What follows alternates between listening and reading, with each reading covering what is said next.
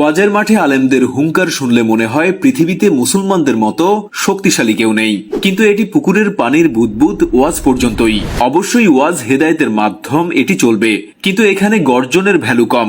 মাঠের বাইরে এসে দুনিয়ার দিকে তাকান, মুসলমানদের গবেষণা আর আবিষ্কারের যুগে ফিরে যেতেই হবে। 96 লাখ বর্গ কিলোমিটার আয়তনের 144 কোটি মানুষের দেশ চীন। 22টি প্রদেশের সবচেয়ে বড় প্রদেশের নাম জিনজিয়াং। গোটা চীনে 40,000 মসজিদের মধ্যে 25,000 মসজিদই জিনজিয়াংয়ে। আজ এসব মসজিদ একে একে মাটির সঙ্গে মিশিয়ে দেয়া হচ্ছে। খিলখিলিয়ে হাসছে মুসলিম বিদ্বেষী জঙ্গি বৌদ্ধ ইহুদি গোষ্ঠী। কোথায় আরব, কোথায় ওআইসি, কোথায় মুসলিম ইউনিটি, কে দেবে জবাব? জিনজিয়াং এর হতভাগ্য নাগরিকদের আমরা উইঘুর মুসলিম হিসেবে জানি। তুর্কি বংশভূত এবং তুর্কি ভাষা গোষ্ঠীর অন্তর্গত এই জাতি উইঘুর ভাষায় কথা বলেন, অনেকটা আরবি ভাষাই বলা যায়।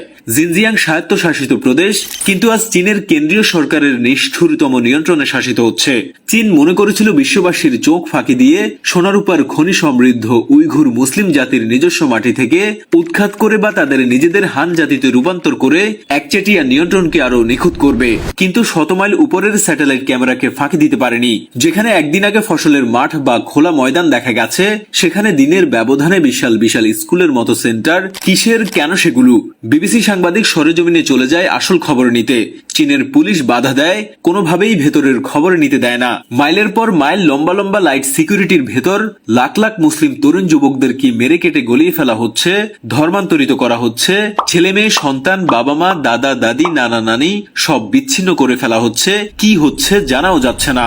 মুসলমানদের বিবিসি, সিএনএন, স্কাই নিউজের মতো কোনো মিডিয়া নেই।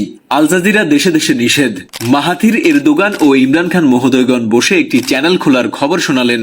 ভালো খবর ছিল, এরপর আর কিছু জানা যায়নি। কিছুদিন আগে মালয়েশিয়ায় ইরান, কাতার ও তুরস্ক বসলো।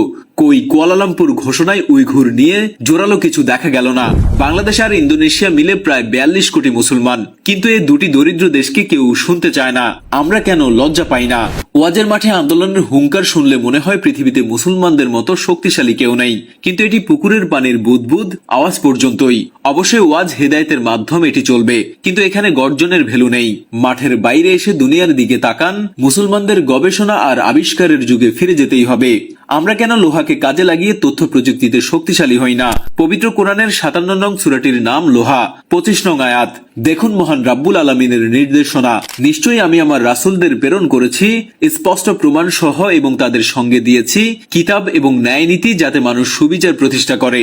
আমি লৌহ দিয়েছি যাতে রয়েছে প্রচন্ড শক্তি এবং রয়েছে মানুষের জন্য বহুবিধ কল্যাণ। এটা এজন্য যে আল্লাহ প্রকাশ করে দিবেন কে প্রত্যক্ষ না করেও তাকেও তার রাসূলদের সাহায্য করে। আল্লাহ সর্বশক্তিমান, পরাক্রমশালী। লোহাকে কাজে লাগিয়ে আমেরিকা, রাশিয়া, চীন, ইউরোপ আজ সুপার পাওয়ার প্রচন্ড শক্তিশালীর অধিকারী। আর তার কাটা বানানো ছাড়া মুসলমানগণ লোহাকে কাজে লাগাতে পারেনি। বাইসাইকেল থেকে সুপারসনিক বা বোয়িং সবই লোহার তৈরি। আমরা বাইসাইকেলে আছি, তারা বোয়িং বানায়। হাত ঘড়ি, মোবাইল থেকে রকেট, স্যাটেলাইট সবই লোহায় নির্মিত। তোমরা ঘড়ি বানাও, তারা স্যাটেলাইট বানায়। অস্ত্র, অ্যাটম বোম সবই তারা বানিয়ে শক্তিধর। তোমরা নিয়ে পড়ে আছো আসমান আর কবর। আহা মুসলমান, আহারে মুসলমান, আমাদের যেন হুঁশ হয়।